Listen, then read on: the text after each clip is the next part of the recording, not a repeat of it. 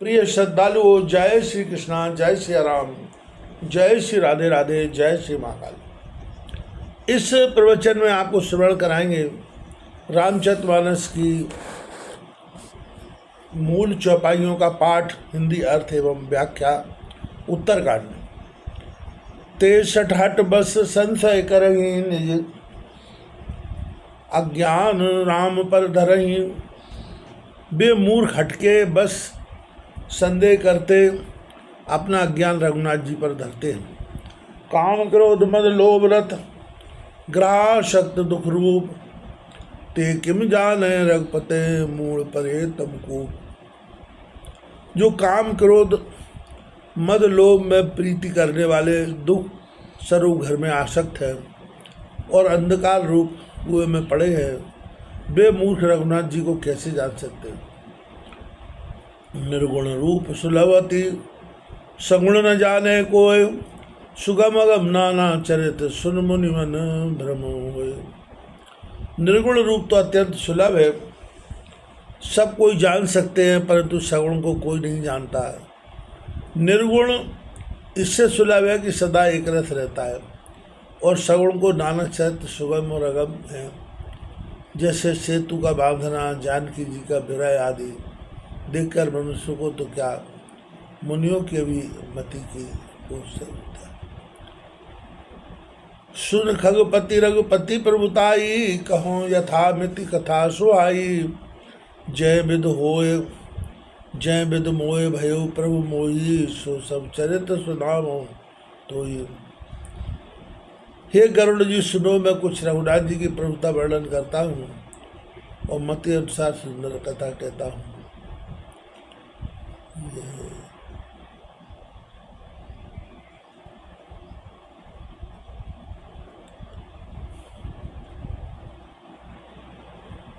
हे प्रभु, जिस प्रकार मुझे अज्ञान हुआ था वह चरित्र में तुम्हें सुनाता हूँ। राम कृपा भाजन तुम ताता, हरिगुण प्रीत मोह सुखदाता। ताते कछु नहीं तुम्हें दुरावो, परम रहस्य मनोहर गावो। ये तात, तुम रघुनाथ जी के कृपा के पात्र हो, हरि के गुणों में तुम्हारी प्रीति है, अतः तुम मेरे सुख देने वाले हो। इस कारण हे तात, मैं तुमसे कुछ नहीं छिपाता हूँ, परम गुप्त और मनोहर बात तुम्हारे सामने कहता। सुनो, राम कर सहज सुभाऊ, जन अभिमान न राखै काहू। संस्कृति मूल शूल प्रदनाना, सकल शोकदायक अभिमाना। सुनो, रघुनाथ जी का यह मैच स्वभाव है कि वे अपने दास का अभिमान कभी नहीं रखते, क्योंकि यह अभिमान ही संस्कृति अर्थात जन्म मरण का मूल है, जिससे अनेक शूल उत्पन्न होते हैं जो सकल शोकदायक है। ताते करें कृपानिध दूरी, सेवक पर ममता अति भूरी। जिम शिशु तन वृणम होय गुसाई, मात चिराओ कठिन की नाई। इस कारण कृपा निधि अभिमान को दूर कर देते हैं कि सेवक के ऊपर बहुत ममता रखते हैं। जैसे बालक के शरीर में फोड़ा होता है तो माता कठिन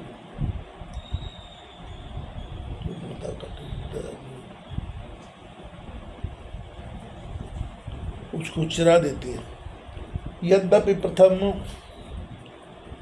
प्रथम दुख पावै, रोवै बाल अधीर। व्याधिनाशित जननी, गणे न सो शिशु पीर। यद्यपि पहले बालक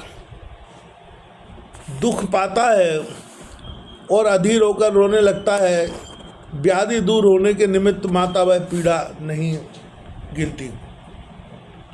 तिम रघुपति निज दास कर हरय मान हित लाग। तुलसीदास ऐसे प्रभु कसना भजसी भ्रम त्याग। इसी प्रकार रामचंद्र जी अपने दासों के संग व्यवहार करते हैं। जब उन्हें मान हो जाता है तो उनके हितार्थ मान हर लेते हैं। तुलसीदास जी कहते हैं, हे मन, ऐसे प्रभु को श्रम त्याग करके क्यों नहीं भजता। राम कृपा आपन जड़ताई, कहो खगेश सुनो मन लाई। जब जब राम मनुज तन धरई, भक्त हेतु लीला भव करही। हे गरुड़ जी, रघुनाथ जी की कृपा और अपनी मूर्खता मैं तुमसे कहता हूँ, तुम मन लगाकर सुनो। जब जब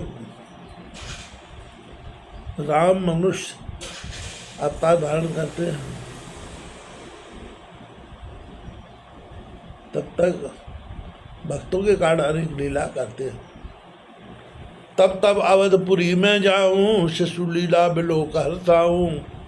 जन्म महोत्सव देखो जाई, वर्ष 5 तव रहो लुभाई। जब जब मैं अयोध्यापुरी में जाता हूँ और उनकी बाल लीला देखकर सुख पाता हूँ, जन्म महोत्सव जाकर देखता हूँ, इस कारण प्रेम से 5 वर्ष तक भूला रहता हूँ। इष्ट देव मम बालक रामा, शोभा बपुष कोट सत कामा। निज प्रभु बदर निहार निहारी, लोचन सफल करो मृगारी। बालक राम मेरे इष्ट देव हैं, जिनके शरीर की शोभा करोड़ों कामदेव के समान है। गरुड़ जी उन अपने प्रभु का मुख देखकर नेत्र सफल करते। लघुवायस बपुधर प्रभु संगा, देखो बाल चरित बहु रंगा।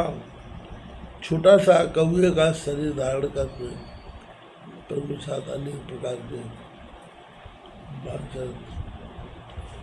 ललकाई जय जय फिर तय तय संग उड़ाऊं, जूठन पर है अजर मह सुटाए कर खाऊं।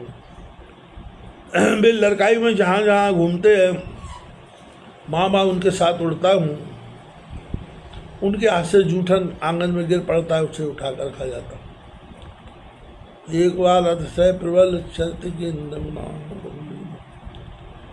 सुनत प्रभु लीला,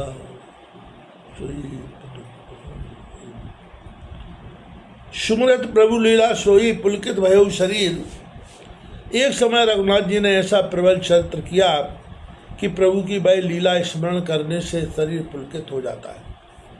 कह भुसुंड सुनौ खग नायक, रामचरित सेवक सुखदायक। नृप मंदिर सुंदर सब भांति, खचित कनक मणि नाना जाति।